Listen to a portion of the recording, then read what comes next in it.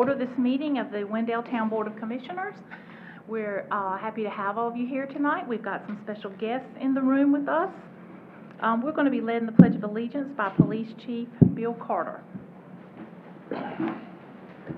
I pledge allegiance to the flag of the United States of America and to the republic for which it stands, one nation, under God, indivisible, with liberty and justice for all.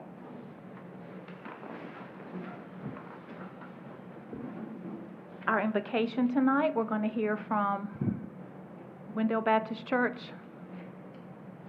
Errol Briggerman. Thank you so much. Good evening. Let me make one announcement. Sure. Our Vacation Bible School, I wish I had all the other churches' dates, and I went off and left them at the house.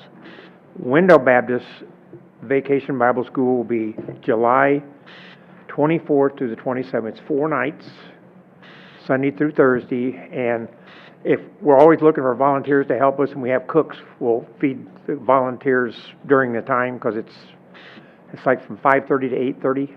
So anyhow, it's a good time, and there's some other churches doing it as well. I just don't have their dates, but that's kind of the most current thing now with kids in summertime is Vacation Bible School. Okay? So let's pray. Lord, thank you for this wonderful day you've given us. Thank you, Lord, for how you watch over our city.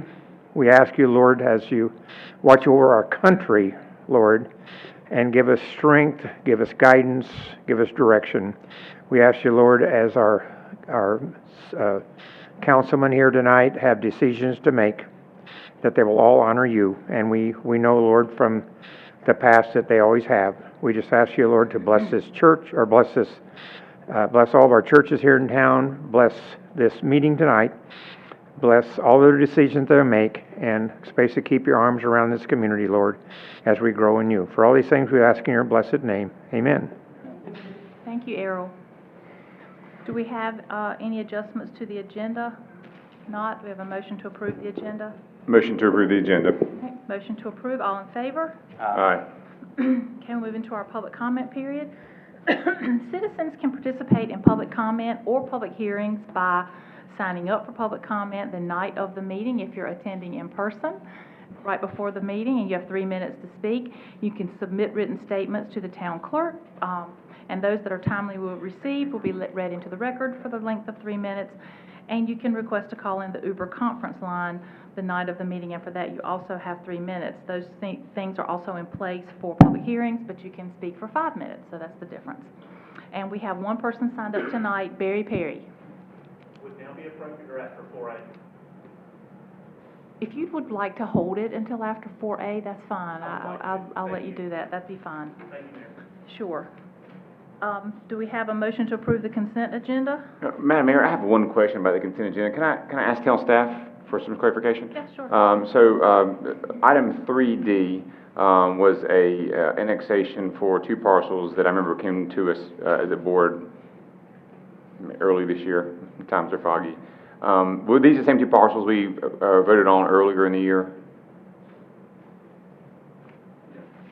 Yes. Okay. Just for my clarification, my knowledge, when we have a project like this that is decided upon, and then is there any sort of timeline before it can come back to us at all? Not for an annexation. Okay. That's only to, if a rezoning, a development inquiry is denied, and there's no substantive change to that development, then it would have to come back. In this case, what was denied was the annexation. Mm-hmm. And so what's on the consent agenda is a statutory due process. The North Carolina general statutes, and the attorney can probably describe it better than I, so correct me if I... You're doing great. All right, thank you, sir. The North Carolina general statutes set out a process that municipalities have to follow to get to the decision point for a board on an annexation. And what's on the consent agenda is one of those statutory due process items. The board is not deciding yes or no on the annexation. You're merely saying we're providing you due process under the law on your way to our decision.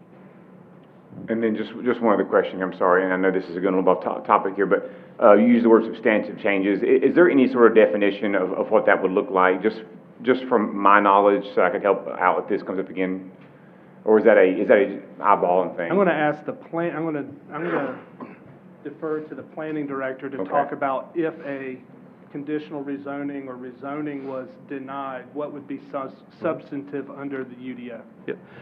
Because you all did not vote on the development plan, the substantive change does not pertain to the Edwards site. You only voted on the annexation, you never voted on the rezoning conditional district. If, for example, you approve or deny a conditional district, the UDO does have 5 criteria that set out changes that need to go back to planning board and through a process like adding a road entrance, deleting a road entrance, changing the unit count and things like that, what are those changes. But in this case, that development plan was never voted on, so there's not substantive change, or waiting a year for it to come back was not relevant for this case, as you only voted on the annexation. Okay, thank you so much. You're welcome. And with that, I'll make a motion to approve the consent agenda. Okay. So we have a motion to approve the consent agenda. Is there any discussion on the motion? All in favor? Aye. All right, we'll move into section 4, recognitions, reports, and presentations. Our very first one, item 4A, is a proclamation honoring the life of former Mayor June Perry. So, you may or may not know, since we last met, we lost what I believe to be an icon in Wendell with the passing of Mr. June Perry. He owned a business here for decades, many decades, and he served on numerous committees and groups. His purposes were to promote Wendell and do things that enhance the quality of lives of citizens in Wendell and in this area. And he also served as mayor of Wendell in the 70s. If you ever had a chance to talk with him, you were treated to stories about Wendell and about life, and I feel very confident that you left with a smile on your face, because Mr. June was quite a storyteller and an entertainer, and he always left people happier than he found them. I was lucky enough to have lots of visits with him, and I recall them fondly, and personal tours of different places around town that he liked to show me around, and kind of we discuss where we were, where we're going, things like that. And he just wanted to just talk about Wendell because he loved it. One occasion I want to share with you, I was riding my golf cart down Main Street, and he was coming out of the Wendell General Store, and he flagged me down like this. So of course I stopped, and he said, "Stay right here." So I sat right there in my golf cart, and he went back inside and he had some ice cream for himself, and he bought one for me because he was a gentleman. And then we sat in the golf cart and ate ice cream and talked about Wendell. And then he said, "Well, ride me over to the senior center." And before I knew it, we'd been riding around town for probably 2 hours. We went here, we went there, and we talked and talked and talked. And it was just absolutely, I had a ball with him. And I know that his wife probably wondered where he was, possibly, or maybe not. I don't know. But we were riding all over, and he was just waving and having a big time talking to people. So he directed, and I drove him around and talked about what things that we wanted to do, and we just dreamed about Wendell and talked about things that we'd like to see.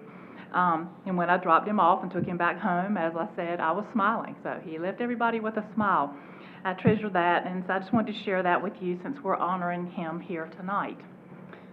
So, and also I want to recognize some of his families here, his son Barry, granddaughter Hannah, and great-granddaughters Eden and Eliza. Thank y'all for being here with us tonight. So, the town of Wendell, North Carolina, honoring the life of former Mayor June Perry. Whereas June Perry served the town of Wendell as mayor from 1975 to 1979, and whereas June Perry's life was dedicated to the best interests of the community, and our community is grateful for his dedication and many contributions to Wendell. And whereas June Perry's service was given with such devotion that he earned the respect, admiration, and friendship of all citizens of our community through his professional leadership and dedication. And whereas June Perry was a shining example of a person who demonstrated how much he cared for his community by his continuous efforts to improve it. And whereas June Perry demonstrated his concern for the welfare and well-being of his fellow citizens by his actions, both in his private life and by his participation in numerous civic organizations and projects of both local and statewide nature. Now, therefore, in recognition of June Perry's contribution to our community and its citizens, we hereby express our deep appreciation for his service to our community, and extend to his family our sincere sympathy upon his passing. Duly proclaimed this the 11th day of July, 2022, and is signed by me. And if you want to come up here, I'll give it to you and we'll take a picture.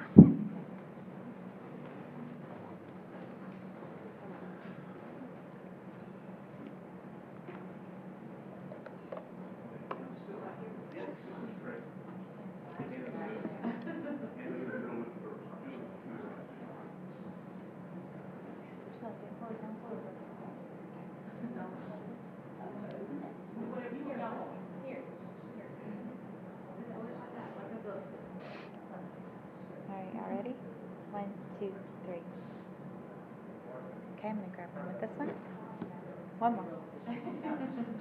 All right, y'all ready? 1, 2, 3.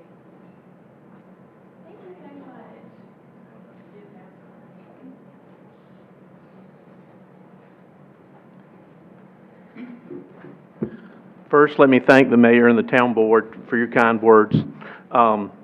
Because I am my father's son, I also want to let you know, my name is, I forgot my protocol, I'm Barry Perry. I'm owner of Perry's Gun Shop. I was going to let you slide this time. Thank you. I'm learning, Mayor. And I also live in Wendell at 428 Vintage Point Lane in beautiful Wendell Falls as well. I'm here representing the family, and of course, needless to say, my daughter, Hannah Hopkins, is here, and Eden and Eliza Hopkins are here, my granddaughters, my dad's great-granddaughters. And of course, what y'all don't know, and I have to say, hi, Mom.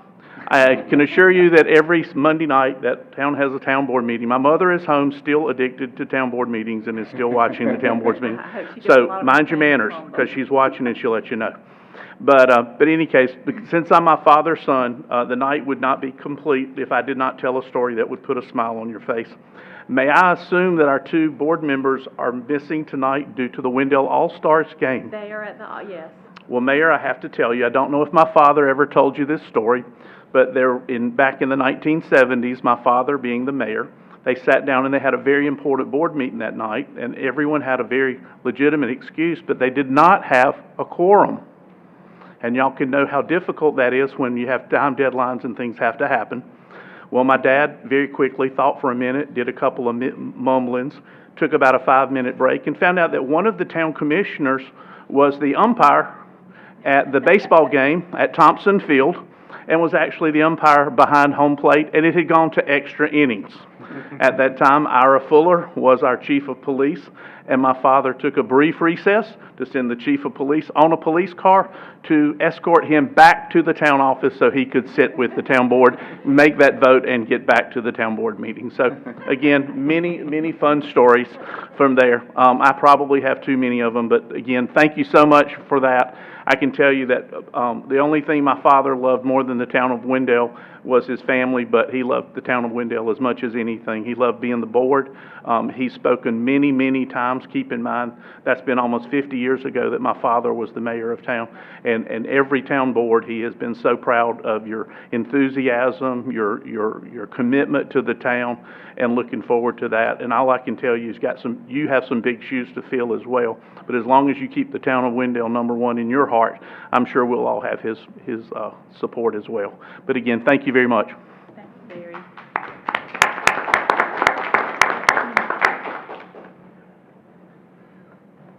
We have another proclamation recognizing July as Parks and Recreation Month.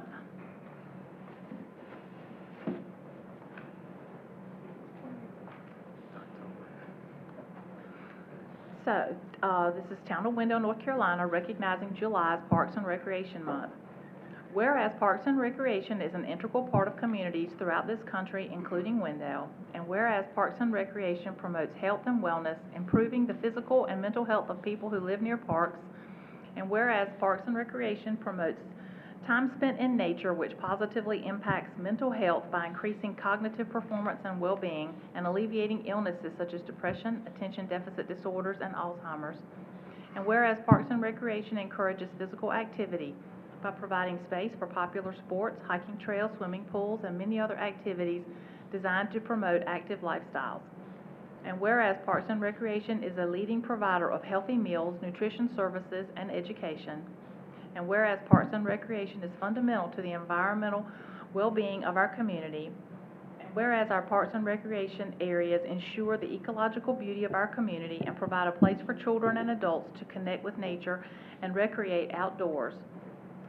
And whereas the United States House of Representatives has designated July as Parks and Recreation Month, I now therefore, I, Virginia Gray, Mayor of the Town of Wendell, North Carolina, do hereby designate the month of July 2022 as Parks and Recreation Month, and further extend appreciation to our Parks and Recreation Department for the vital service they perform and their exemplary dedication to our community. Duly proclaimed this the 11th day of July 2022, and it's signed by me. So, thank you so much, Jeff. I want to thank you again for the fireworks, so I don't want to wear it out right now, but but thank you for everything y'all do for us. We really, really appreciate it. And it's more all the time, and y'all have been unbelievable during COVID and back up and going, and I couldn't be more pleased, and you make my job a lot easier. So thank you for that. All right, and now item 4C, speaking of parks, we're going to talk about our parks open space, parks and open space, and we're going to hear a presentation about that from the town manager, and I think maybe Jeff as well.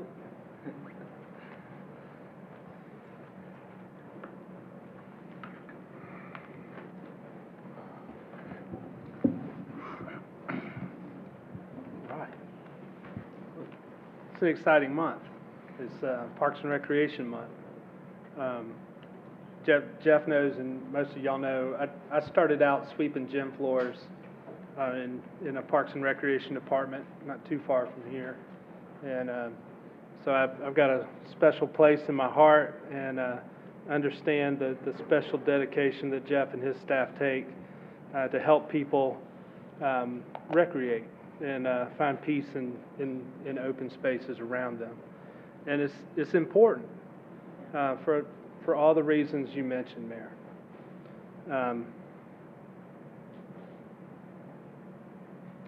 I'll start off talking, and then Jeff will talk some, and then I'll talk some next step pictures moving forward. But kind of what we're going to do is everything that staff does relating to Parks and Recreation starts with the board and the community.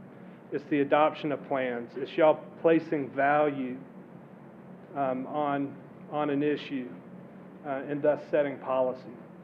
And so starting off with those plans briefly, then Jeff's going to go into, COVID's been an interesting time for participation, programs stopping, programs starting, numbers down, non-existent, numbers back, all this in a town that's growing. Then he'll go into a little bit about registrations and some projects out at Wendell Park, and then I want to go into the capital projects and the budget, and then kind of looking forward, what are we working on? What's in process? We hope this is informative. I'll provide each of y'all this presentation so that y'all can share with your constituents after the meeting tonight, because it's important. This is an important part of what town staff and this organization does, and you'll see as we go forward. And it's important because in the recent comprehensive planning process, a survey with hundreds of responses, 91% of those surveyed said that they want more parks, greenways, and open space in Wendell. That's a pretty solid value statement. And so that speaks to the importance of are we committed at that level as an organization to advance this topic and service level. The other thing I'd like to point out is almost every plan that the town has adopted in the last 20 years has mentioned in some way or another a Parks and Recreation component. Even transportation plans talk about multi-use trails. So whether it's a Greenway plan in 2002 to the Blueprint Wendell comprehensive plan update in 2022, there's a wide breadth of policy decisions that past boards and the current board have made to give the staff direction on parks and recreation. And, as much as y'all know, I want to read all of those requirements, I won't do that to you tonight.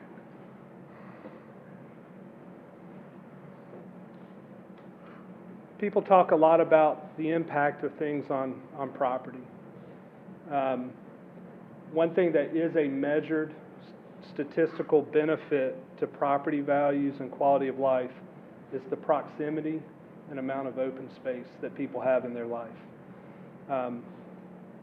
There's a number of studies across the country and around the world that back this up with empirical study.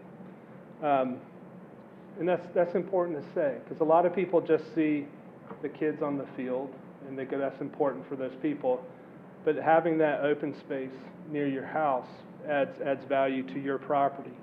So whether you're on a larger lot or a smaller lot, the public, meaningful open space aside from that is important to the value and quality of a community. And so from our Parks and Recreation Master Plan, there's some action steps, some directives, if you will, to staff. The first, which I think y'all seen, and if you haven't heard of it in the public, you'll hear tonight. Staff has been aggressively dedicated to seeking funding sources and implementing these plans. There's a lot of effort that goes into this, a lot of man hours from staff and Jeff's staff maintaining what we have and operating what we have, but also looking for what's next. And so Jeff and I have talked through what's the necessary staff as the system grows. Tonight's the first step dealing with how are we educating and informing the public about what we're doing. The creation of a communication manager position this year helps us towards getting those materials to get out to the public and working with departments on that communication message.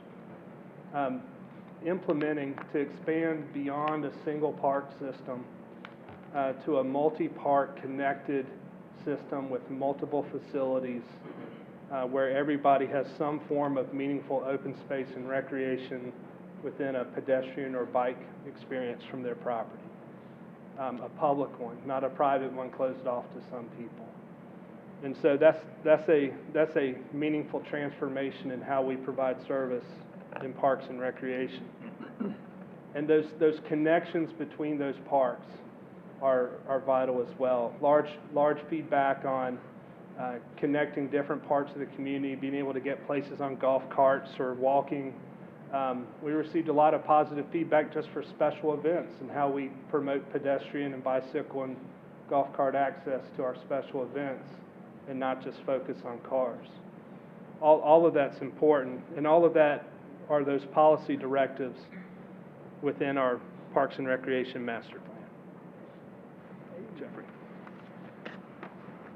So tonight, I wanted to kind of go over where we're sitting at now compared to where we were pre-COVID, because as everyone knows, Parks and Rec was probably affected the hardest out of all the departments, as we had a complete shutdown, and are finally starting to come back around from wearing masks indoors, and so things like that have definitely had an impact on our numbers. But as you can see in front of you, our numbers have rebounded really astoundingly in a lot of areas. Anywhere where you see like a non-applicable, like say a fall T-ball, that's a brand new program that's come around since COVID, as well as girls beach volleyball. So those are all new programs, and as you can see, we're really kind of getting back to where our pre-COVID numbers were in a lot of them, and many of the other ones we're excelling past those numbers. And these are the adult athletic numbers. Similar situation there, numbers are rebounding. We do have two up there that you'll notice, and they're very easily explained why we don't. We're still offering these programs, but people aren't signing up for them. And the first one being co-ed volleyball. That has not come back around since the mask requirements for indoor have been lifted. And the teams that are generally in that group did not want to play indoors with masks on, so they chose not to play last year. But with masks lifted, we're anticipating those numbers to come back around. And also as co-ed softball, a lot of our softballers have decided that they wanted to play kickball from now on. So if you notice, our adult kickball numbers have gone up by about what our co-ed softball numbers have gone down by. So the softballers would kind of sit over and watch us play kickball, and they thought that it looked a lot more fun and less strenuous. Unfortunately, most of our co-editors have moved down to adult kickball, which is a fun and exciting new program that we have. And then our men's open league softball, that is also a new program since COVID come. That's an open league softball program. These are a lot of the programs and classes that have since COVID have gotten back up started. Numbers are great in these, and we're actually offering a few more things than we were in the past, which is exciting, which one of those being our spin classes, which are offered Mondays and Thursdays. Extreme hip hop, which is like a step aerobics class. Zumba fitness on Thursdays. We offer senior Zumbas on Friday mornings at Wendell Park that is hosted by us, which is sponsored by the Senior Center.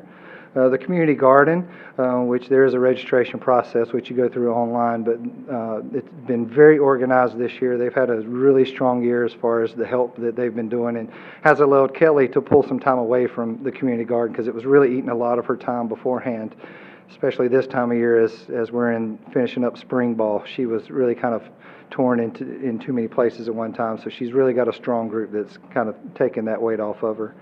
Our bird watching continues. It's been a very popular program. It is another free program that we offer the second Saturday of each month. Mr. Frank does an amazing job with that, and he actually has a lot of non-Wendell people come to these classes, and after they get done with their bird watching, they tend to go downtown and have breakfast in places. So we're bringing in people from outside of town into Wendell, and then they're spending their money here before they leave, which is great for our downtown businesses. Pickleball is back. It's one of our more popular programs when COVID hit. We haven't gotten back to the 2 days a week as of right now. We're still just doing the one as our numbers continue to increase in that. And then our senior walking, we have that every morning from 7 a.m. to 10 a.m. And we're glad to see that population come back because that was the population hit the hardest throughout the COVID time. And they're coming back and are excited to be back in the gym and having their exercise time. Some of the camps that we offered this summer, and there were a lot of them. We had a lot of variety this year, and we were very proud of them. We had a leadership camp. That is a type of camp. They were teaching teens how to balance checkbooks and how to do daily activities and things that a lot of people probably take for granted or don't know how to do anymore. So that's a very important program. We had the Moorhead Planetarium Science Camp this summer. We had a brand new boxing camp that we had a few weeks this summer. We had our typical baseball and softball camp bounce back nicely this year after some COVID years. Snapology, which is a Lego camp. We've been hosting that for a couple weeks. Track out's in session right now, and as you can see, our track out numbers haven't bounced back as well as we would like, but people are starting to come back around to that, and we were doing just 20 kids at a time, and now we're back up to 25. And this past week, I believe we were at 25 every day of the week. So those numbers are starting to come back for us. Now, we had a No Regrets basketball camp, which is a basketball camp geared towards high-risk youth. And then we have our summer food programs for the 18 and unders. That program is ran through Wake County Schools, where school-age students can come to the park on every Tuesday of the month, and they can have lunch provided. And then the food bank, which is the first Tuesday of each month, which is provided by a local church service, which is a drive-up food service where you can pick whatever groceries you would like to have. Current registrations, I know it's hot outside, but we're gearing up for fall ball. We have our youth soccer registration, which ends July the 19th. That's for 4 to 12-year-olds. We have our fall baseball, softball, and t-ball sign-ups currently going on until August the 14th. That's from 3 all the way up to 12-year-olds. Our girls' youth volleyball program, which registration ends July the 29th for 18 to 15-year-olds. Our men's fall open softball league, which is for 16 and over, ends August the 1st. And our co-ed softball, which is for 15 and overs, ends August the 1st. You can register for all those programs at the town website. If you go to the Parks and Rec page, you can find where to register for those programs. And here's some updates for the Wendell Park that are either currently happening or are scheduled to happen. Obviously, the disc golf course, we had to move 6 holes due to the new town hall. Those holes, the areas that they're going in has already been cut. That was paid for in last year's budget. So with the new budget passed, we'll be getting this, installing these 6 holes with T-pads on all of our short holes, as well as having to redo our maps because all the maps currently show the old disc golf course. But we're going to get around to that this fall when things slow down from summer a little bit. The trail refurbishment is scheduled for late summer and early fall, and that's going to help to resurface the walking trails, primarily the main one like that we use for the Halloween treat trail. But they have over the years have gotten a bit rooted, so this is going to be a nice project to get our trails more user friendly. The restroom and concession building replacement will begin after the fall ball season, because we do need those restrooms through that season, and we're wanting to have that structure finished by the beginning of the spring baseball season for opening day, which is this building is desperately needed. It was built for a park for 1980, and we have hugely outgrown what we currently have in that building. I am currently working on a rough draft of an RFP for this project as of today. I was working on it. Another project for the Wendell Park which I think a lot of people will be excited about, is having Wi-Fi in the immediate area of that concession stand. We get a lot of questions about Wi-Fi. I think that's the hot trend, is everybody wants it, public Wi-Fi. We get lots of questions about it, and so we're excited to have that done as well in conjunction with that new restroom and bathroom facility. The community garden, which I talked about earlier, has been a very popular new program of ours, and has been around for quite a few years. So this year, Kelly in the past has used the green lights, and we've grown them in Activity Room A, which we kind of need for other programs, and we kind of move them outside when we have a program. So this year we'll be getting a small greenhouse to put out at the community garden to help start the seedlings. And then also the fence that is up there currently is the original fence that we put up on that. It's like a typical deer fence that farmers would use. So we're going to be replacing that fence this year. And then lastly, which we learned from the 4th of July fireworks show, is that a lot of people didn't know that there's a second entrance into the park coming using Landing View. So it's going to be a huge benefit, especially for large special events, Treat Trail, the 4th of July fireworks show, having that second entrance into the park. And so that is scheduled for completion prior to the new town hall being constructed.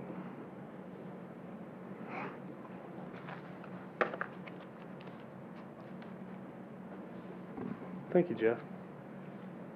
You're welcome to stand, or you're welcome to rest while.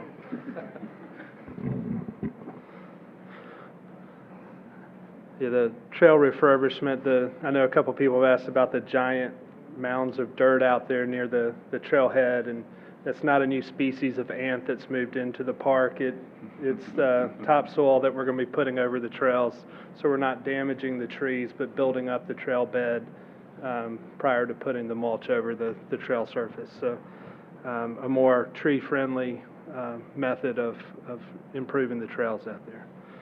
All right, so I'm going to start in on projects that are funded in FY 2023 budget that we have going, and then we'll get into other projects that we're working on that may have some future. Might be some places where I kind of talk about there's some future opportunities with some of the things that we're working on right now, and I'll work through these as quickly or slowly. If y'all have questions about these, feel free to jump in at any time. I think the board has seen or heard at least a lot of this in your budget prep this year, but this might be the first time publicly that we're talking about this outside of a workshop setting. First, Hollybrook Park design and construction. This is a 20-plus acre property. There's actually 4 acres on the south side of Hollybrook Road that we're going to just leave natural area. It's kind of in a creek bottom. But the 19 acres on the north side, you can see a concept plan for what was prepared for our Parks and Recreation Trust Fund grant application that received $300,000 from the state. Overall, at this point, we're estimating around a $2.1 million project. We may do some additional, or not may, but we will do some additional road improvements. So when we build the park on the new development that Fred Smith's company is doing further down Hollybrook, you'll see the 5-foot bike lane, curb and gutter, and sidewalk. we'll be extending that and also doing a turn lane into the park as part of this on our side. So we won't be moving towards the other side of the road, but in towards the park. We made sure that the sewer line that's being installed now is being installed at a depth sufficient that we're going to be able to work over it. It'll basically be under the 5-foot bike lane moving forward. That design is in progress. We had our kickoff with McGill and Associates, our designer. They're starting to show us some potential concept drawings of adventure playgrounds that are exciting. A little pricey, but that's the budget officer in me, I guess. But very exciting looking that are being done in other points of the state right now. A big component that we heard from the public on this is they want to make sure it's connected to neighboring communities there. And so up at the top part of this park, you'll see a yellow line kind of extending to an end of a road. We're looking at having that as a right now in the design concept, paving that section all the way down to the paved circle path around the field, so it'll be an accessible trail. So if it's a mother with a stroller or someone that has some other disability, they'll be able to access from that from that neighborhood. There's connections that we'll be able to connect across in the future as needed, as well as, like I said before, extending the sidewalk on our part of the property, and looking for opportunities to extend it further in the future to connect Hollybrook back into town. This park is exciting. I mean, it's a neighborhood park, so it's not designed to be like Wendell Park with the large number of visitors and handle that large outside, but there's going to be an excitement when this opens, because it'll be the first fully accessible playground in Wendell. It'll have the first adventure playground in Wendell. You'll have pickleball courts, basketball courts, that open play area, picnic area, so it'll be an attractive neighborhood park. Our goal is to see how quick we can get other facilities designed and open to take the pressure off of this one. We'll anticipate parking problems when you first open because of the attractive new features. But you'll see that there's a lot of other opportunities moving forward there. So it's the first of 3 that are in process right now. Can I ask you a question on this slide? Yes. If that's okay, Mayor? Yeah. Talking about the neighborhood connectivity, you talked about the spur to the west. What about the one to the east? I know that you got water to cross, but do you anticipate what likelihood of connection to that neighborhood once it's developed do you think Was there a road on the other side? There's some open space and also a Duke easement that we could use to connect the new neighborhood. It's not, that development came in before the park design, so we tried to, our original concept designer tried to draw it in a manner that if that community wanted that connection, sometimes communities want to connect after the fact, they will have the obvious connection along the sidewalk along the road already, that the other neighborhoods don't have. There's a gap here that's not in town right now, that there's no sidewalk. So we're making sure that there's that connection to our neighbors further in. The new developments will have access along the road frontage on a sidewalk. Thank you for pointing out the sidewalk. 2 things that I would ask though, if not that every developer's signing up just to add a bunch of additional amenities, but I'd love to make sure that if we hadn't to share whatever current plan, if it's this or something, or the next step with that developer, so that while they're continuing their project, if it makes sense for their business model, potentially a positive impact to their home values or something, to make that connection on their own in conjunction with us, that'd be awesome. And also sort of for future consideration of something I'd be interested in is, I know a bridge isn't the same as building a walk, but still interested in that conversation in the future. Mr. Planning Director, can you reach out to that developer and just see if there's any, thank you. We'll do that. Thank you. They sold us the land, so there may be a desire there. Are they already aware of this park, Um, that developer, so they're aware of Yes, it? yes. In a couple different ways. The developer, this was property on the other side of the creek from the development. Right. So the town received a discount on this property in purchase. They also are the partners with City of Raleigh for that water main extension. Yes. So that they're aware on a couple different. ways. Okay. You know, this is a public amenity available to everybody, including their residents, so it's seen as an amenity in addition to the number of amenities that they're offering in their development.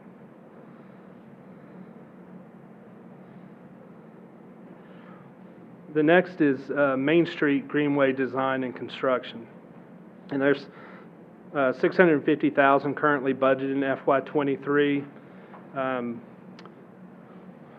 McAdams Company was the design consultant selected. We're in process of finalizing a contract for them to do work. The project basically runs, or not basically, but does run from the end of Main Street, North Main Street, where the metal, what's that called? Guardrails go across, all the way down the unimproved road right away to where South Main Street is. So the town's not going to build a road on that right of way. We're going to build a greenway. So that means pedestrians, bicyclists, maybe the occasional golf cart using that. I'll talk a little bit about what happens at the end of this greenway. The development that's been approved in this green area is going to be building part of the greenway over to Lake Glad Road. And so one of the future we're not going to be building down here in the old city landfill site, and coming up we'll actually be just extending down and looking for an opportunity to extend across to Wendell Falls Parkway.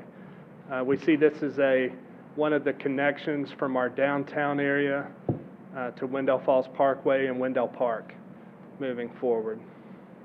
We'll get more into that as we talk. One of the future considerations also that we hope to address when we get into our downtown streetscape plan is there an opportunity to reimagine the southern part of North Main, where there's a landscape median going up North Main? Is there an opportunity to extend the greenway up to 2nd Street, going up that space, and what that may look like? So then you'd be connecting your downtown business district to all the neighborhoods, so that people can safely get downtown for all the special events and to enjoy the businesses that we have downtown.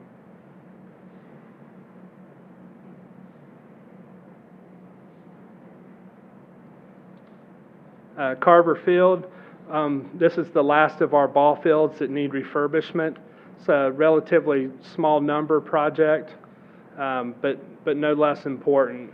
Our ball fields are heavily used, and we have to regularly spend money to make sure that the soil surfaces are proper and safe for all the activity that's used. When we're talking about Carver, that's an agreement with the Wake County Public School for a joint use agreement.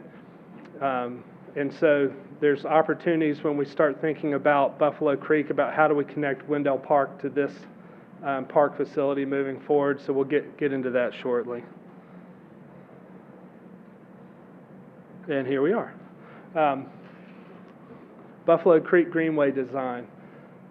So exciting thought. You have that Main Street Greenway coming down, you connect to Wendell Park, and the Buffalo Creek Greenway would roughly mimic the Buffalo Creek corridor all the way up. It'll provide connectivity to the new Wake Tech campus. It'd cross under the interstate at a bridge and connect that northern segment to East Wake High School and the mill pond. we're in conversations now. One of our partnership conversations is with Wake County, and they have additional preserve lands moving north. And so how do we extend that, probably not a paved municipal greenway, but more of a rustic greenway trail, an unimproved trail through the preserve lands up as far as Riley Hill School Road, and then across to a couple other preserves, and eventually to the Little River Reservoir open space. And so this is a main spur of the Wendell Greenway and open space effort in our 2030 Blueprint Wendell land use plan. It identifies this area as kind of the central park of Wendell.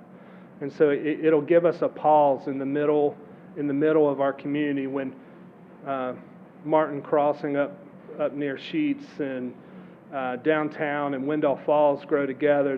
This green central park will exist in Wendell in the future, and provide that meaningful open space for our residents. Make sure I covered everything. Yeah. So we have money in this year's budget to do the concept design for the project as a whole. So if a development did come through and they're wanting to build or dedicate that greenway easement, then we'll have the cross section for them to build to our standard. We already have some public easements in place along this corridor in a number of places. So there's a limited number of properties. If you are a property owner in this corridor and would like to talk to us about a non-development use of your property, we have lots of great partners in the conservation and state, county, and ourselves that may find a solution that allows for a non-development use of your property in this corridor, and we'd be happy to talk to you at any time.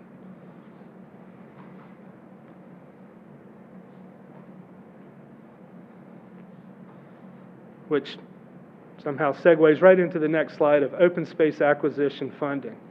The board has provided funding to basically do some things we have in process right now that we'll get into in a couple slides. One of that $809,000 approximately is a match for land and water fund acquisition for property known as the Northside Park property.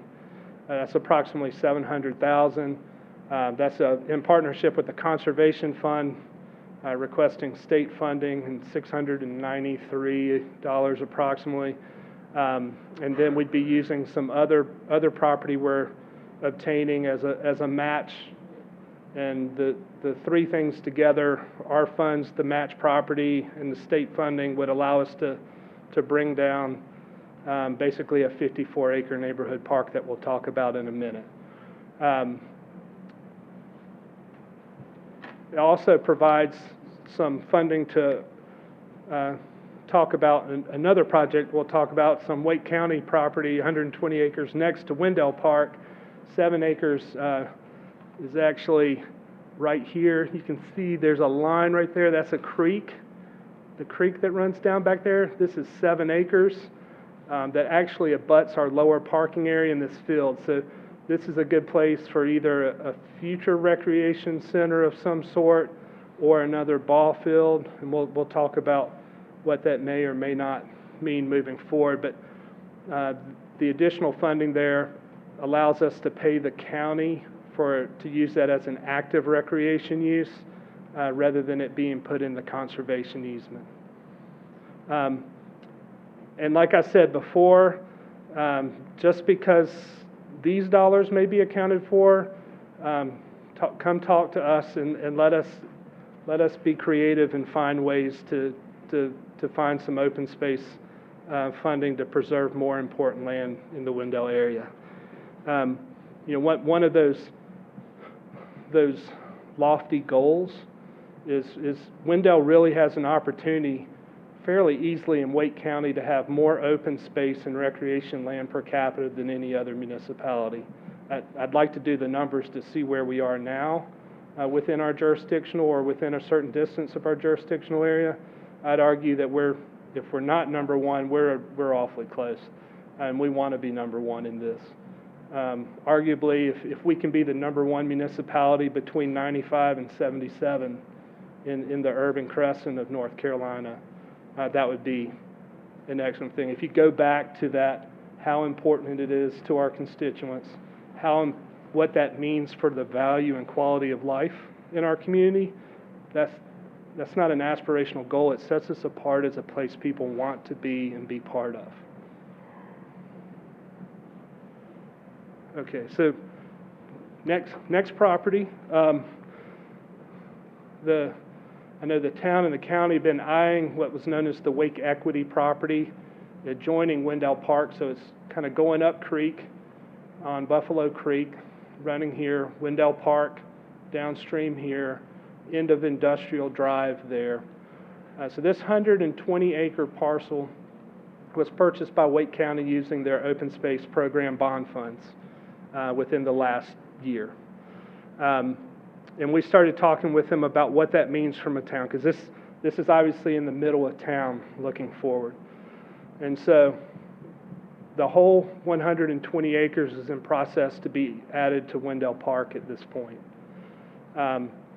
Area 1 is that 7-acre area I showed you on the aerial map next to the adjoining that we can use a more active. Area 2 is an area we'd like to be reserved for a ball field and or some kind of partner facility like a Y. So we might be able to get some kind of partnership for aquatics in this area centralized in town. So that 20-acre property, when we move to that, we'd be looking at tourism grant funding in addition to town funding and other partners. We've been talking with Football Club of North Carolina and Wendell Rams about their interest and participation, and both of those have been very interested in a new field complex central in Wendell. Area 2 is that proposed Buffalo Creek Greenway, so we'd be designing and then building on our park and then extending across this property in the next couple years. So that'll be a section of Buffalo Creek Greenway that'll get on the ground in the next few years. Again, it's not just about how you develop things or use things, it's also what you preserve as far as open space. And Area 4 is very important. There are a lot of sensitive wetlands. Buffalo Creek is a very unique watershed for this part of North Carolina. You have a lot of species and trees that you only see typically down towards the coast or in Florida. You see a lot of cypress knees in Florida. You don't see them in Wake County very often. There are some in this area. And so that's conservation easement area. So we'll be, much like the other conservation land that we added to the park several years back, adding more conservation land for us to monitor and maintain as part of that easement. That conservation land, that can have some passive Yes. opportunities there. Yeah, passive only. like You we can have in do North natural trails. You can do environmental education is a good one, kind of the outdoor classroom kind of environment. We'll see.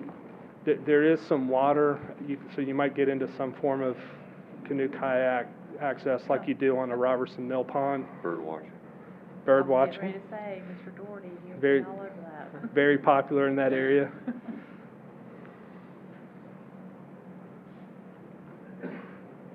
Might also get into some reptile watching in this time of year in there too. Snakes.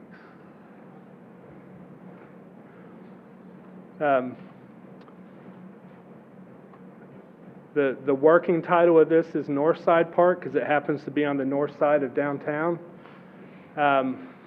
It's amazing how things often start as what's perceived as a problem can become the biggest opportunities for a community.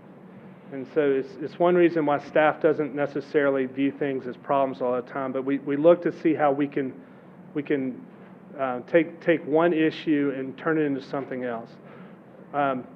Brighton of Wendell and their HOA had an issue. They had a dam that had topped over due to undersized pipes. They hired an engineer. The cost to repair that is prohibitive for a small HOA. for the town that had recently received funding to help with stormwater, among other things, that number wasn't prohibitive. And so what started as a conversation of, can we convey our HOA properties to the town in exchange for the town repairing the damaged pond? Well, if you look at what's around this property and you click on this little corner right here, you suddenly realize there's a much larger property there. And it was what was approved and entitled as Pepper Point Phase 2 subdivision, which planning had been contacted about several times and was under contract several times for development.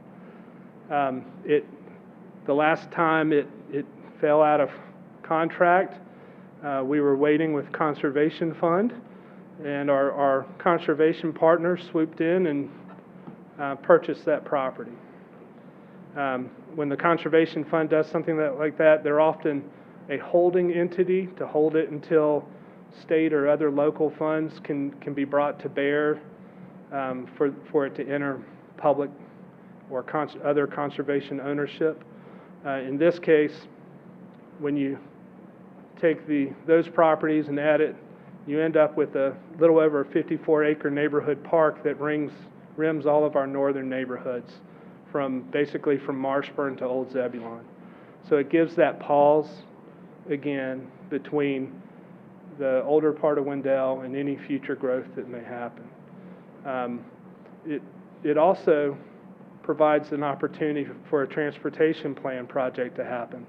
Not a major road, but a divided 2-lane road that's more of a parkway, an access for this park, that can provide for those neighbors in this area a cross connection to get from Old Zebulon to Marshburn, so that some of the traffic that'll be going down to Business 64, Wendell Boulevard, might be able to get diverted on that cross. The concept in staff's mind, subject to public opinion, is for this to be more of a passive outdoor park. There's some fantastic grove of trees on this property, especially down near the creek. And so only clearing some areas that might have been cleared in the past, clearing for the road crossing so you have access, and looking more at environmental education, perhaps another opportunities for those adventure play or more outdoor related play areas, picnic area. So it's more of a passive park with walking trails. Perhaps the pond can develop fish in it or have some form of small boat opportunity, perhaps a handicap accessible fishing pier so that other people can enjoy. But those are kind of the concepts in the mind here. But this is truly just a bit of green that people in all our traditional neighborhoods around downtown will have that public space to walk and enjoy nature.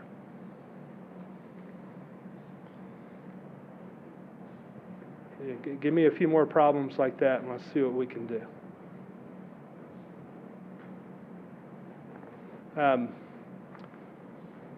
Wendell Falls Parkway multi-use trail. This particular drawing's from the pedestrian plan, but in almost every plan that we have adopted, there's some rendition of wording or a map that, how do we connect the town as it grows? And Wendell Falls Parkway was obviously one that's been on people's minds since the initial entitlement. The developer has built a 10-foot wide side path in this section, and so then it becomes how do you get it into Wendell Park and downtown?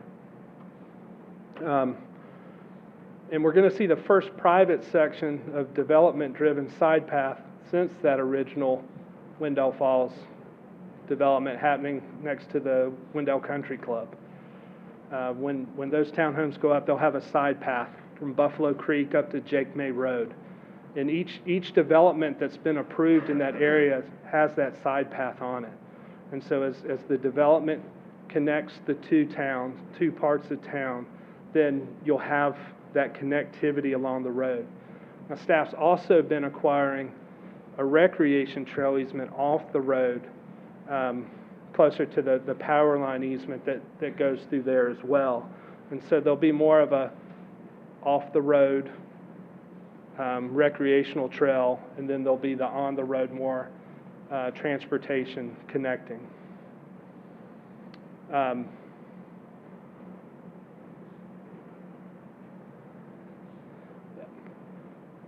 So hopefully the wind starts getting answered by seeing some on the ground in the next year or so. Here's one that's not talked about a lot, but arguably is one of our more most important open space opportunities in Greenway. Right now, these are pictures at Tarpley's Mill Pond. It's a jointly owned property with Zebulon. There are a lot of our adopted plans provide for a greenway, and it would connect what potentially might be a reservoir north of the interstate down to the Wake County line. If Johnson County and all continued to extend it, you could connect that greenway to the Neuse River, and then that would be the Mountains to Sea Trail, a connection there. More directly for Wendell, connecting whether it's a large reservoir or a potential future state park, the Umstead of the East, either one of those end options for that open space land creates this large recreation amenity. And the more of these major trail hubs that we can connect that come back to our town, especially if we're known as an open space and recreation hub for North Carolina, then these connections become important. So Little River is a critical property. So whether it's a development or whether it's actively seeking land with our conservation and state partners, that's a corridor that we're looking at. Any development that comes in needs to respect the adopted plans that show that public easements and trail and meaningful open space along those riparian corridors.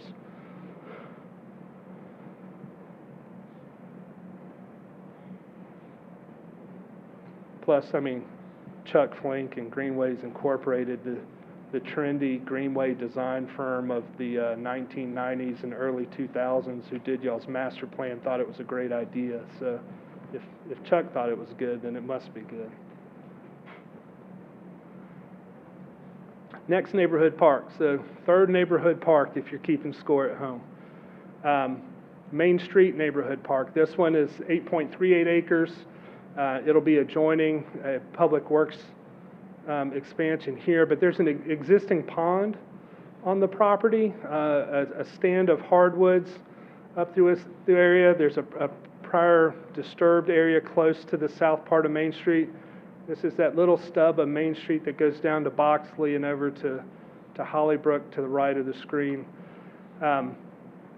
This is the unimproved right-of-way that Main Street Greenway's getting built down. So that Main Street Greenway will end at a Main Street neighborhood park that'll serve those neighboring communities. It'll be right now in our CIP. We've got it in 26, 27, but we'll be looking closely at funding availability and timing of projects, the Greenway, and it's not an expansive park design, it being a smaller one and more passive in nature, again, to provide some open space, picnic area, play area for the surrounding neighborhood.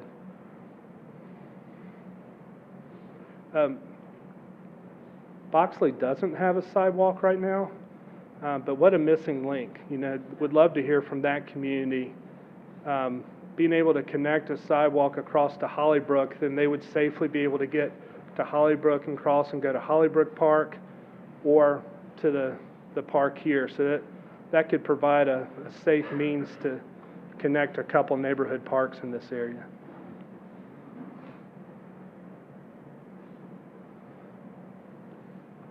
The Old Carver Elementary School, owned by Pleasant Grove Baptist Church, our next partner of mention.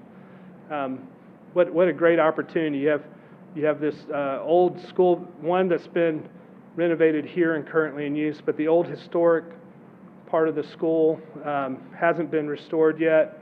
And so this project rehabilitates and converts that old school building into a community center. Funding partners right now are the county and town of Wendell. We've received word that in a federal appropriation bill, there's some additional funding from the federal government that would come our way. So we're deeply appreciative of our Congresswoman for working on our behalf to help this project move forward. And we hope to get other partners moving forward to participate and help wrap this up. There's sufficient funding available between these three potential partners right now to move forward with community engagement and design, which will start later this summer, and hopefully get into construction of the rehabilitation work on the old school building probably next summer, late spring to next summer. Federal funding kind of drives that a little bit. Ownership retained by the church is very important for this community, but it is one that there's a long-term lease opportunity and maintenance of the town, so we can make sure they protect that investment and that there's a public access and use of the structure. And then looking at after-school summer camps, a lot of those same programs Jeff was talking about, being able to provide those in different communities and walkable locations. Family Resource Center, Job Development Center. There's classroom space. So being able to teach Launch Wendell classes and having incubator space built into this is a logical next step there. Rooms for community meeting space. We have very few community meeting rooms in our community outside of our community center.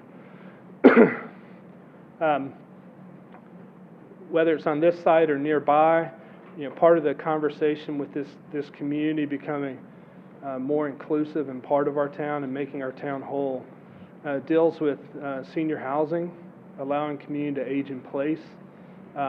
Again, either a community park or neighborhood park, depending on the size of properties put together, both have potential out in this area.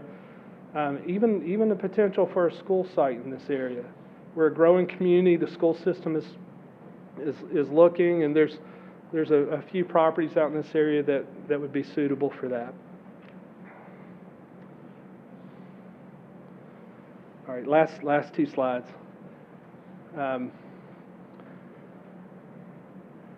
The Parks and Recreation Master Plan gave us kind of a 5 and 10 year set of tasks that we need to work on. And I want to kind of give you a scorecard of where we are 2019 to 22, 3 years into a 10-year implementation window. Using the terms the mayor and I use, we're killing it right now. We're knocking this one out of the park. In respect to hopefully what the Wendell All-Stars are doing tonight. First is looking for partnership opportunities with neighborhood recreation departments. Jeff and his staff do that well. The All-Star game tonight is an example of that. That's not just a Wendell program. That's a region of communities, baseball teams that are playing in that. So it's a lot of the active recreation. Those partnerships exist.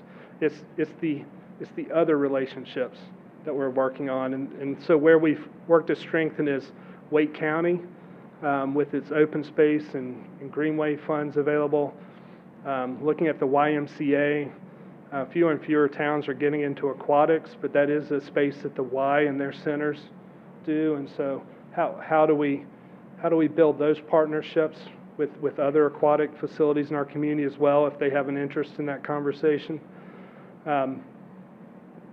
Our relationships, the football club is soccer in this case. The next one, Wendell Rams, is American football for those keeping score at home again. Wake County Schools and joint use agreements. There were a couple agreements in place pre-recession that we're bringing back out of the package for potential field partnerships there. As I mentioned, Pleasant Grove Baptist Church, and we're constantly looking. So if your name's not up there and you wanted to be on that partner list, again, call Jeff or I and start talking to us. Update play equipment to include accessible playground and adventure playground, both checked off with Hollybrook Park. We think that the pressure on those two play structures will be so high that we're also starting to evaluate locations of adding into the CIP next year an additional playground at Wendell Park. So that's a larger park that can handle more of a travel population, and so trying to update some of its playgrounds for adventure play there in addition to the traditional playground we have on site. Repave the town park entry drive and parking. We were ready to pull the trigger on that this year in coordination with the town hall, but when you start looking at having to update our existing rec center, potentially adding either ball field or another rec center on site, that's a lot of impact. And so paving something and then having construction traffic go on, it's not necessarily a good use of taxpayer money. So we're trying to evaluate those larger impact projects and then pave at the end of that and patch until then. Same thing with the landscapes and lighting. We need to get to that final design on Wendell Park and its proper before that goes in. You'll see some improvements at the entryway. Now that we have Landing View and Third that come together, it kind of creates an entry drive, formal entry drive going in, so we might look at improving that sooner rather than later. Wayfinding signs. We start building all these parks and greenways, we got to start telling people where they are, so updating all of our wayfinding signs will be a project in the coming year. Trail improvements for Wendell Falls Parkway Trail, went over that already. That one will be a check. Access condition of stage of Town Square and repair. Brian Bray in Public Works reported out that I believe next week or the week after their start, it'll be before the end of July, they'll replace the roof. So we've evaluated the structure replacing the roof. That was in the budget for FY23, so that's done this month. Park improvements for ADA transition plan accessibility, including the improvements at Town Square. That's not budgeted at this time. We want to get through our downtown streetscape plan and then coordinate a lot of the ADA projects moving forward in the downtown area. Implement planning for a downtown splash pad. We'd like to get into that discussion. I'm going to tell you, I do not have a strong opinion on that. My kids are in the 19 to 21 age and past the splash pad. We did that many moons ago when we were in Florida. But I know people are passionate about that.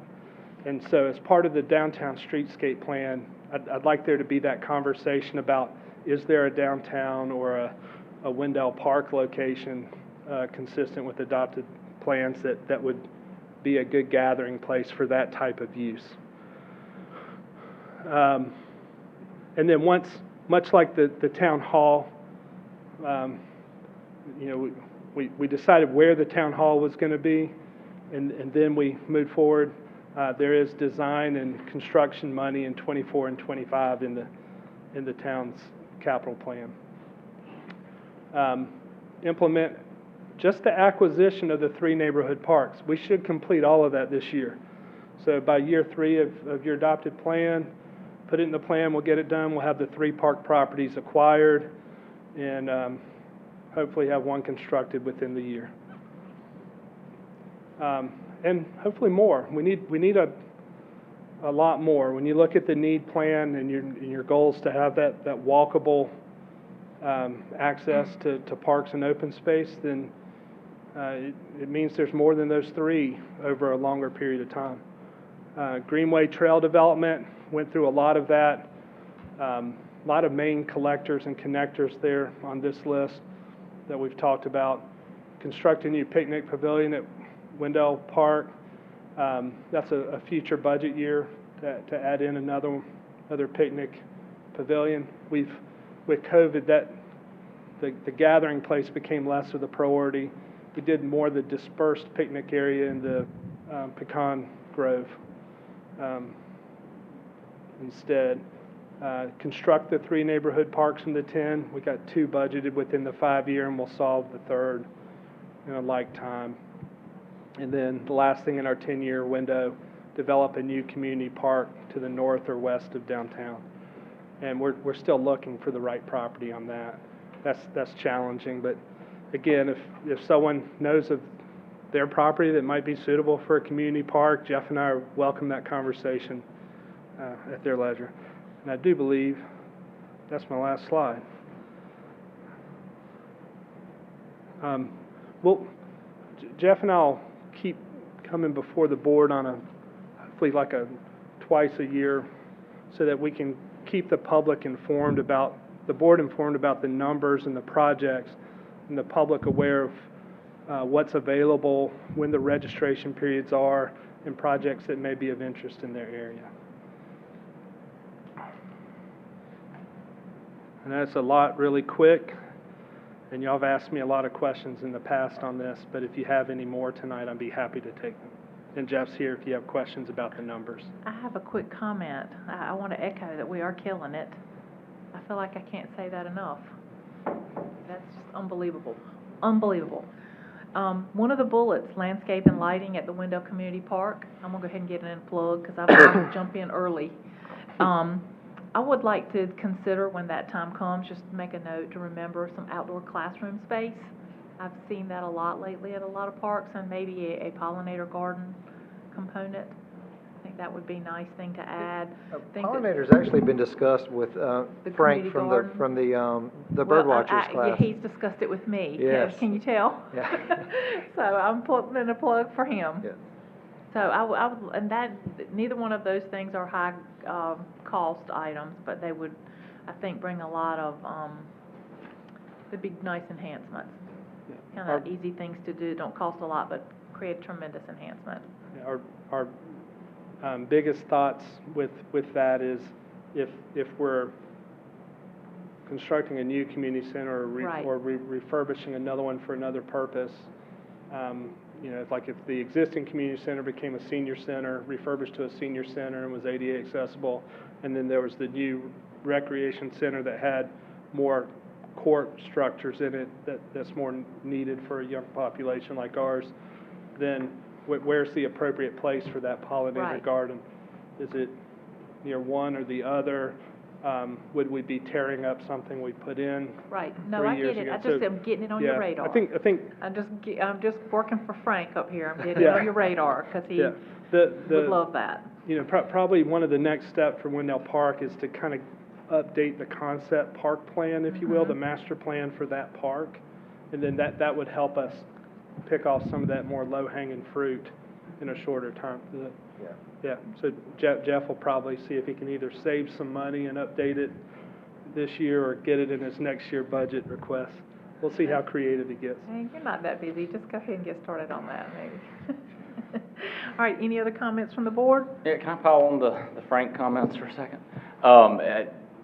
Thank you, first of all. This is amazing. We could all say that, I'm sure. I also say pretty often that I think Wendell has done a really good job at being a small-town Parks and Rec department, of offering youth sports, and obviously this presentation showed that you've been doing that for a long time really well and continue to do it really well despite having to come through the challenges of the last couple of years. So thank you for all, and all your team for that. And I think beyond that, we're on the cusp, and I think this presentation really highlights that, of graduating from just that small-town youth sports park department to becoming a comprehensive parks department, and that's, you know, connected to comments that you've both made about opportunities for open space and opportunities for everybody, of all the people of all ages, all abilities, all parts of town to get out, be outside, enjoy open space. And I think that there's, especially in light of growth and development that's happening in Eastern Wake County, no bigger responsibility that we have as a board than to make those investments in open space and opportunities to use them, to the mayor's point, beyond just having land that's being held, making it accessible in different ways to the people that live in town. And I think in a lot of ways, the reason I started this with Frank is that he and his birdwatching program has been sort of an intro into that y'all supported, and I appreciate that, and I know that there will be a lot of opportunities for that in the future. One thing that I would really love, and connected to the pollinator garden and other opportunities for the natural resource side of our Parks Department and its continued growth, y'all, I think, all probably know Frank does not live in town. He doesn't live in the ETJ, but I know he's really passionate about our parks program and our town parks, and he's going to have lots more things to be passionate about in the next few years than just our current town park.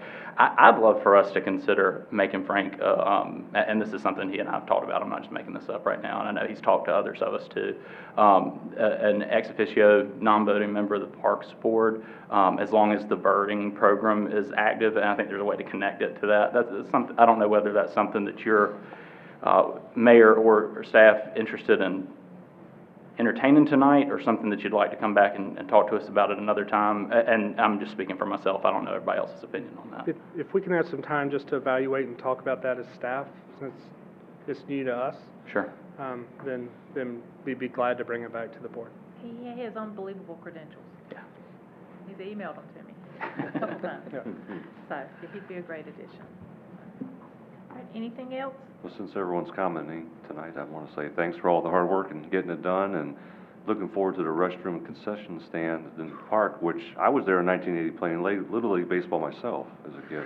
So it definitely needs a new concession stand, and all. Thanks. We have two Wendell All-Stars on commissioner seats tonight, and if the meeting was on Wednesday, then Jeff wouldn't be here, and Commissioner Lutz, the All-Stars for the softball coaching. And whether it's coaching a team, helping a community group with a special event, reaching out to special populations and being a champion for different community groups, I'd really respect y'all's commitment to your community in this space. You mirror and reflect that 91% of your community support very well. And for being your staff, I want to just say thank you to all of you for your continued commitment and support to Parks and Recreation. Thank you. Our park, what is it, the parks are the jewel in our crown. Where's Brian? I'm sorry Brian isn't in here to enjoy that. But Thank we'll you. tell him I said that. All right, item 5A is a public hearing on a large list of zoning text amendments, commercial mixed use and fences, general design requirements for building types of various types, and some procedural amendments and some map amendments. So we'll hear from Ms. Griffin. Maybe not near as exciting as new parks, but nonetheless. Still important things. Still important. Things that we have to take care of. Important things. Again, you do have 3 text amendments before you tonight, all packaged under ZTA 2203. The first one that we'll go over is commercial mixed-use civic and institutional fences to allow black or green vinyl-coated chain-link fencing in the side or rear yards of these uses: child and adult daycare centers, outdoor recreation facilities, and elementary and secondary schools. Amendment 2 adds a screening requirement for mechanical equipment through the use of plantings or fence, if you'd like, if ground-mounted, or parapets and screening panels if they're roof-mounted. And Amendment 3 removes the requirement of a supermajority of 4/5 vote of the town board for a text amendment or a rezoning if the planning board recommends denial. Currently, Section 4.5B allows fences in the side and rear yard of commercial, mixed-use, civic, and institutional uses to be constructed of brick, stucco, wrought iron, stone, or wood. So this material selection does not allow for things for sports fields, play areas, dog parks, and the like to be fenced in chain link, which is the preferred material for these activities. This proposal does add black or green vinyl-coated chain link fencing in the list of exceptions for Section 4.5B4. You see there the new language would be in bold and italics. Black or green vinyl-coated chain link fences may be allowed in the side or rear yard for the following uses. As I said, child and adult daycare center, recreation facilities, outdoor, schools, elementary, and secondary. Amendment 2 deals with Section 5.12, which details general design requirements for non-residential buildings. Currently, we don't have any requirement for screening of the mechanical equipment for either above-ground or roof-mounted associated with mixed-use, commercial, civic, or institutional buildings. So this amendment seeks to include that screening requirement. On this one, it's a lot of bolded and italic type. I apologize for that, but I wanted to show you together the two suggestions. We had originally proposed the top, and then the planning board came back and wanted to tweak that language a little bit. So they wanted to tweak it to make sure that all mechanical equipment was not visible from the right-of-way or a private street, whereas the original suggested language had plantings at a minimum of 30 inches high. They did not like that might not screen something completely. And so they wanted to tweak the language a little bit. Planning staff is supportive of either one. They wanted to say utility devices, including but not limited to HVAC units, storage tanks, compactors, generators, etc., must not be visible from the public right-of-way or private street. If ground-mounted, this may be through the use of fences, walls, and landscaping. All roof-mounted elements shall be 100% screened from view from the public right-of-way and/or adjacent properties, preferably through the use of parapet walls. If not feasible with a parapet, another screening device of similar color and material that is compatible with the principal building may be used. And Amendment 3 deals with Section 15.11 and 15.12, which are text amendments and rezonings. And it outlines a procedure currently that states if the planning board recommends denial of either a rezoning or a text amendment, that a supermajority of this board or 4/5 of the vote would be required. Our town attorney has recommended removing this requirement as he feels the authority for the voting threshold is legally questionable in review of legislative changes in recent years, including the removal of that supermajority under 160D for protest petitions. So the language that you see in strike-through would be removed. That says if the planning board recommends denial of a text amendment, a 4/5 supermajority decision by the Board of Commissioners shall be required to approve the text amendment. And also the same thing for a map amendment for rezoning, that sentence would be removed. The proposed ordinance amendments before you tonight are consistent with Blueprint Wendell 2030 Comprehensive Plan, since they support the following recommendations. The first is growth management, which is GM 3.3, to amend or rewrite the Unified Development Ordinance. And development design goal DD1, strengthen design standards for mixed use and non-residential development in key growth areas. Again, the planning board did recommend that alternate language that I read to you before at their June 20th meeting, and with that, they did vote 7-0 on the motion to approve. You see those voting in favor and against there. And again, staff is supportive of either language. We're fine with either one. And I'll be happy to answer any questions that you might have. All right, let's open the public hearing. Are there any questions from the board? I have one question. Stacy, with the one that the planning board has approved here regarding amendment number 2, is there any guidance to fences, walls, what that would look like, or landscaping for that matter? No, sir. They just said that it should not be visible. So the landscaping, if they chose to use landscaping, it would have to be tall enough to screen whatever that is. Okay. Whether the HVAC is this tall or whether it's a generator that's 8 feet tall.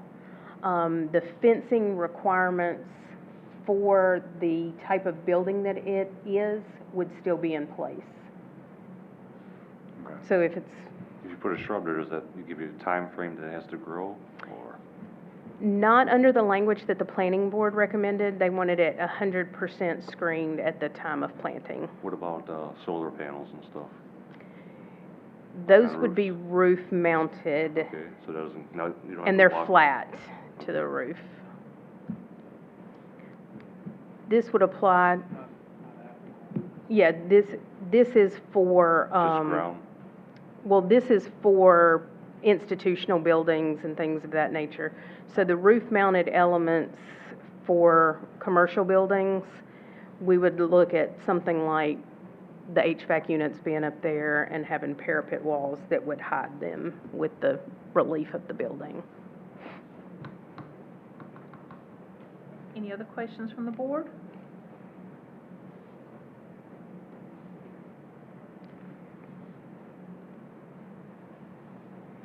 Is there anyone that came to attend our meeting tonight that would like to comment?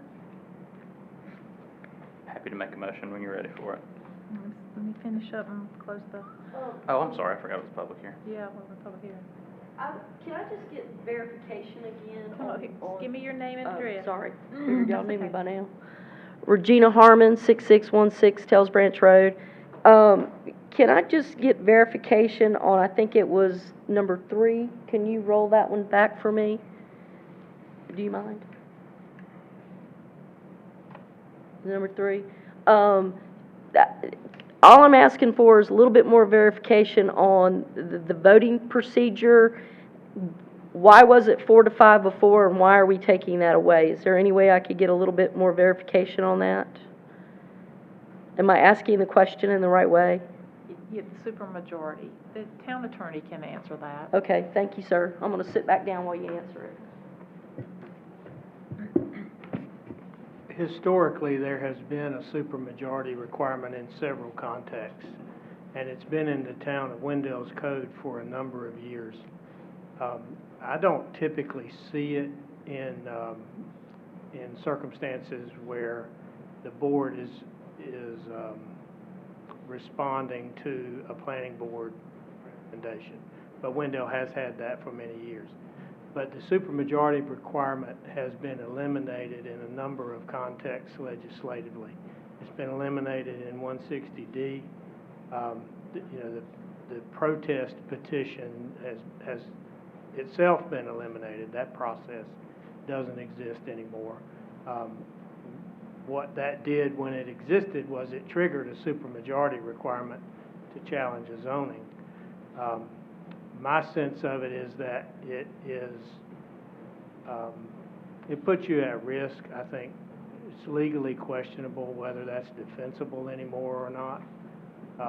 There's not a clear answer to that. I just think the better part of valor here is to eliminate that so that you're not accused of deferring your authority and your responsibility to the planning board, so that they can trigger a supermajority requirement on this board. Anyone else? Any other questions from the board? All right, we'll close the public hearing. And I think, you have a motion? Sure. I'd move that we adopt the zoning text amendments, ZTA 22-03. Do we need some clarification about the planning board version versus? Okay. Yeah, so. The planning board version of amendment number 2. Okay. So, can you state it all again for me, please? Sure. Move that we adopt the proposed zoning text amendments, ZTA 22-03, including the planning board version of amendment number 2 and the originally proposed versions of amendments 1 and 3. Right. Okay. Thank you very much. Is there any discussion on the motion? All in favor? Okay. Everyone. Moving into our administrative items, item 6A, the International Food and Music Festival road closure and co-sponsorship request for September 24th, 2022. We're returning back to the Parks and Recreation theme of 91% of this meeting, perhaps. Okay. I'm glad to see this one. This is St. Eugene Catholic Church's International Food Festival. During COVID, they've been hosting it on-site and outdoors, a smaller version when health conditions would allow. And This is returning back downtown. Last year too. We were Last year downtown last too. year too. That's right, last Yep, year it was was the the year first before year last. back. Yep. I'm lucky I Flying remember, by. yeah. What day is it? 24th. Thank you. September 24th. The event will run from 11 a.m. to 5 p.m. It's open to the general public, and there's very good food there, so I recommend that you come early and buy food often. But the question for the town is, as usual, they close a section of South Cypress Street. A new request this year is for a co-sponsorship request. They haven't asked for that in the past, and they've paid for a portion of the special event, but the co-sponsorship process didn't exist in the past. That's new with our special event policy that's been adopted in the last couple of years. So it's a temporary closure between 2nd and 3rd of Cypress. Police department typically does the road closures. The site map that was provided in your packet shows that area. The sponsorship fees total $205, covering street closure, town square deposit, town square rental fee, electricity and water costs at town square. This is a very self-sustaining event. They don't use town staff or resources for it, which we appreciate greatly. A fee waiver of that amount does not set the town back tremendously, and staff does not oppose that request. And that's happy to answer any questions, though I'm going to rely on Commissioner Tarnowski to answer most of my questions. Any questions from the board? A real quick comment. Yes. If you hadn't been, I mean, this thing is it's got to be one of the premier cultural and international food events in the Triangle. I mean, it's isn't cool for Wendell. I say that about a lot of things. It's not cool for Wendell. It's cool for North Carolina. It's cool for our region. It's impressive to everybody at St. Eugene's. It's a hidden gem of our community, and I'm so glad. It's not hidden, but I want everybody to go, and I'm so appreciative of y'all putting it on every year. Thanks. If you think about our population nearly doubling in the last 5 years, Yeah. and then COVID happening, a lot of people might not have seen this or realized it, so that's a good point to bring it up. 20 years. I do 100 pounds of kielbasa and sauerkraut and pierogies every year, 20 years. Very good. They're good. Bad for my diet, but very good tasting. Polish booth, come see me. Right, do we have a motion? Madam Mayor, make a motion to approve the temporary closure of the section of South Cypress Street and for the co-sponsorship of the International Food Festival. Okay, so we have a motion to approve the temporary closure and the co-sponsorship request for the International Food Festival. Is there any discussion on the motion? All in favor? Aye. Thank you. All right. Next, 6B, amendments to policy 108, Town of Wendell Parks and Recreation Facility Rental Policies and Procedures. Commissioner Tarnowski got me confused back there talking about Polish food to a man named Pulaski, so I'm going to have to gather myself. Sorry. I thought you were going to say you were hungry. Hungry, yeah. All right, so staff presented recommendations back in October 11th, 2021, to start looking at possible changes for the recreation facility rental policies and procedures. And with the board's direction, some of the things that the board would like to have seen changed on those was the elimination of early setup times, restricted the hours of the rentals, charging security deposits, and capping attendance. So staff reviewed that discussion and went back, and then we came back in April to present some of those changes. And one of the ones at the time that bothered the board was the requiring of a licensed bartender. So what you see in front of you now is pretty much the verbiage that the board liked before. It's that we did take out the requirement of a licensed bartender. And the chief and myself did speak with a representative from the Wake County ABC board, and under his recommendation, one of the bullet points that he suggested adding was having alcohol can only be served from one central location, and that way it's a little easier monitoring of how much alcohol is going out. So just to kind of briefly go over some of those, the way the new proposal would read would require the leasee to remain on site. Would require the leasee to remain on site during the during the event. That would be new. In the past, whoever signed that contract was not required to be there, which didn't make it difficult for staff to locate someone when something was being violated. Specifically prohibits the use of glitter.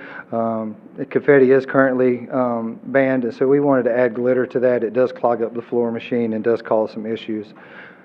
Changing event times from ending at midnight to ending at 9 p.m.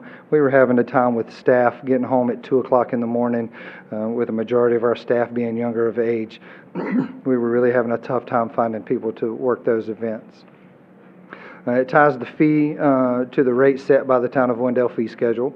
It did eliminate brown bagging and coolers. It eliminates the use of glass containers for obvious reasons in the community center. It limits the event time from 6 p.m. to 9 p.m., which does help reduce the impact on staff, reopening of the building to the public, where before they were allowed to buy extra time to set up on Fridays, so we were essentially losing another program day in the gym. It maintains the use of the Wendell Police, private security, and Wendell Parks and Recreation staff consistent with the fee schedule rate, and appropriate alcohol permits are received. It requires insurance consistent with the town policy at levels for special events. And to kind of hit back on that Friday early setup, this established a 3-hour time setup from 3 to 6 p.m. with their event starting at 6 p.m. and running until 9. And then the one that I discussed earlier was alcohol can only be served from one centralized location, which does help address over-serving and underage serving. And it also sets the capacity at 250 people over the age of 5, which would require wristbands, so staff can easily track those 250 people. There was a question from the board about that number of 250 people, and staff came up with that decision because that is limited to adults only, so that wouldn't count children, which lots of times is a large population of the total group. And at the 250 person mark, we would still be able to meet all of the required needs for some of our larger other rentals, such as the Chamber Banquet and the Ducks Unlimited as well. So we sent this over to the town manager or the town attorney to make sure that if there was litigation that he would be able to defend the town. He did make some slight verbiage changes which were noted in the attached policy in front of you, so you can see where the strike-throughs are. And then in the bold would be the way the new policy would read.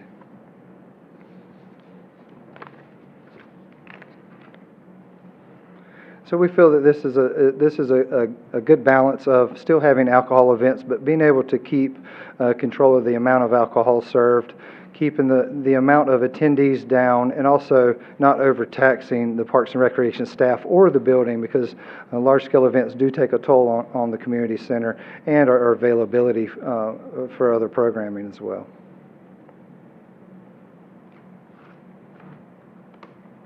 Any questions? I have a few. Can you, and this may be a question for Jim, but you mentioned the attorney changes. I know that we have the redlined version of the policy, but are there specific changes that are worth pointing out that were things that the attorney added? And if not, that's okay. But I'm not sure I can cite you to specifics at this point without going back and pulling my file to see that's fine. what they were, but Thank you. it's been a month or so ago. That's fine. But you're generally comfortable at this point with the version that was before? In general, the strike-through is a removal of text that was existing prior. Bold italics is new language to a policy. Sure, I understand. Sorry for any confusion that the report may have conveyed there, but that's what those two things mean. But the town attorney did review. Yeah, but I didn't make all of those changes. Right, I understand the format of the policy change. Just interested if there were any specifics that the attorney had input on. Are you good if I just keep going for a second? Okay. In the new, I'm going to refer to these by the new subsection letters, if that makes sense. This is, I know not what it's on the screen, but this is the language in the actual policy that's before us. So if that's confusing, I can add more context. Just let me know if my questions aren't clear. In the new subsection A, there's the prohibition that you mentioned, subsection B, the new prohibition that you mentioned on alcohol sales. how does that work in practice? For example, if I attend an event and as part of my ticket to attend the event, I'm given a certain number of drink tickets, does that count as alcohol sales? Just talk to me a little bit about how that works in your mind. No, that's not a sale. That's not a sale as contemplated by this language. But this would restrict events to open bars only, potentially with some restriction on the number of drinks served, but nobody would be able to buy tickets or any other sort of purchase of individual drinks. No purchase of alcohol, correct. Or tokens that Or give you tokens alcohol. that, correct, yeah, I follow you, right. Moving to subsection H.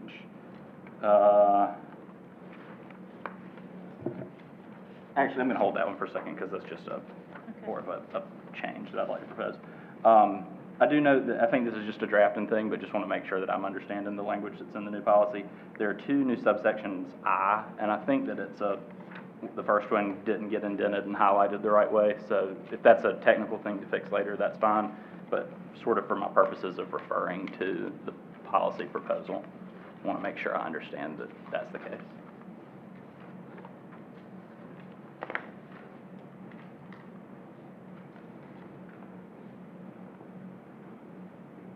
Yes, that appears to be a Scrivener's error that we can correct on the staff side. Perfect.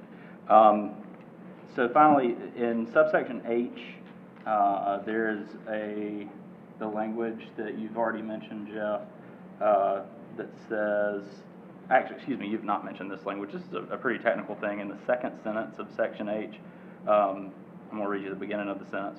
For certain events, the town may require an alcohol service plan.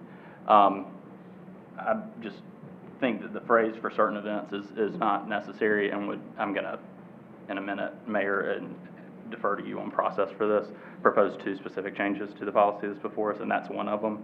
Would you prefer that to them together or separately? It doesn't matter, however you're most comfortable. You can do it now or within your motion, and we can make a motion to reflect the changes if everybody wants those, however you'd like to do it. If you're okay, I'd like for us at least make sure we're good with the concept, and if anybody has a question or doesn't like that, that's fine. Okay. But so this first thing would really just be the technical deleting the phrase for certain events, and that would leave the sentence to say the town may require an alcohol service plan.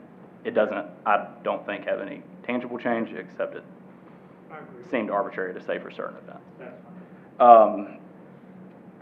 And then the more substantive change is in subsection K, which I understand may be relettered at some point, but the one that's currently listed, K, that's about the event capacity. 250, yes, sir.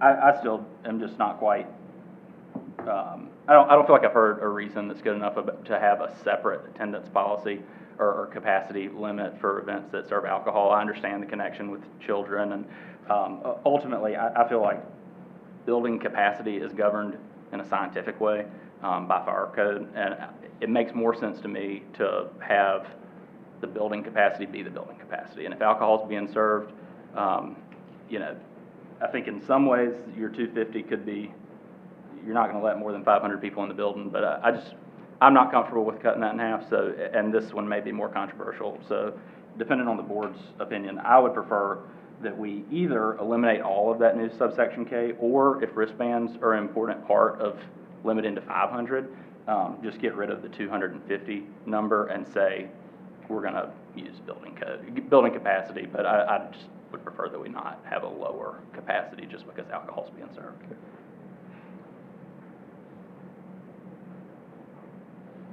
That's all.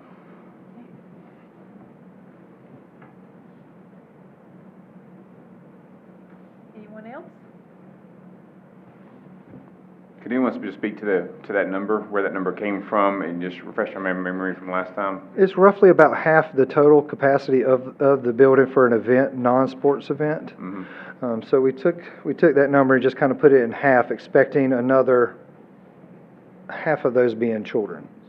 Okay. From a staff standpoint, if you remove the numbers part and just say that all events shall comply with the fire code occupancy, and required to have an arm tag, a wristband.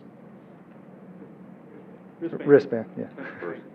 That way we don't get into fire occupancy issues, and we can ensure that the events stay within a certain size.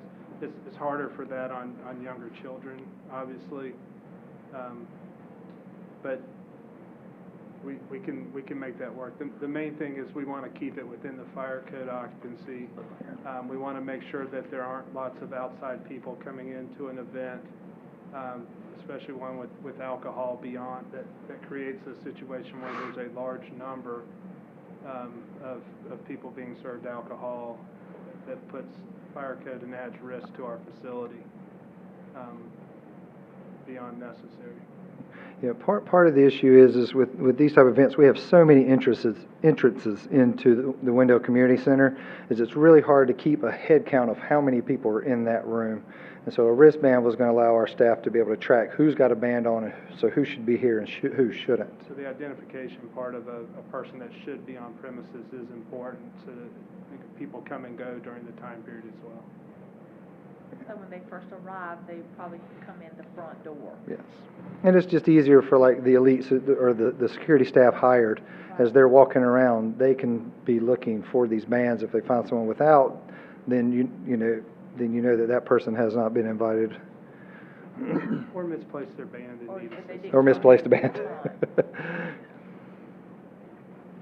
It's too hard to secure that whole building. You can say come in the front, but they can slide in one of the side doors and let a buddy in. So is your 250 assuming there were going to be a large number of children? Yes, ma'am. Who probably wouldn't be able to maintain the band? Tougher on wristbands on the Or create a little. cushion? Is that, I'm just trying to understand. Essentially, yes, ma'am. Okay. I kind of understand that, but.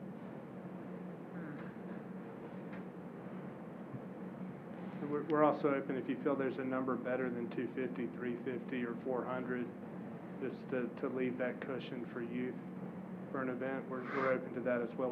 Just policies for you. We're trying to get a safe event. I have no problem with any number I guess really pick, as long as the main goal is that we keep it under fire code and that it doesn't tax staff with any sort of problems. And so whether that's just sticking the fire code and doing wristbands, if that accomplishes the goal, then that's fine with me. We can make any of those alternatives work.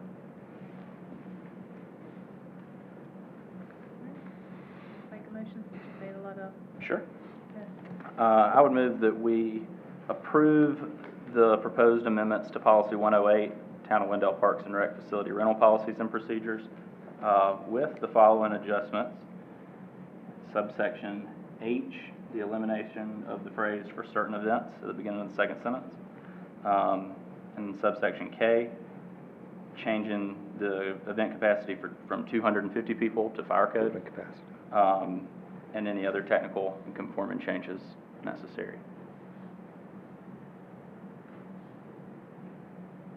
All right, so we have a motion to approve the amendments with the changes stated by Commissioner Eatman.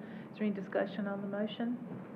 Just to explain, because this is going to be a little odd, I appreciate folks entertaining that, and I do think that those are positive changes. I do still not think that we should prohibit alcohol sales in the building. I appreciate the concept, and I understand why it's being brought to us.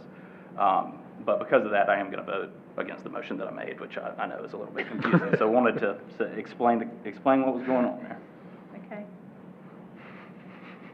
Any other discussion on the motion? All right, all in favor? Aye. Any opposed? No. Thank you.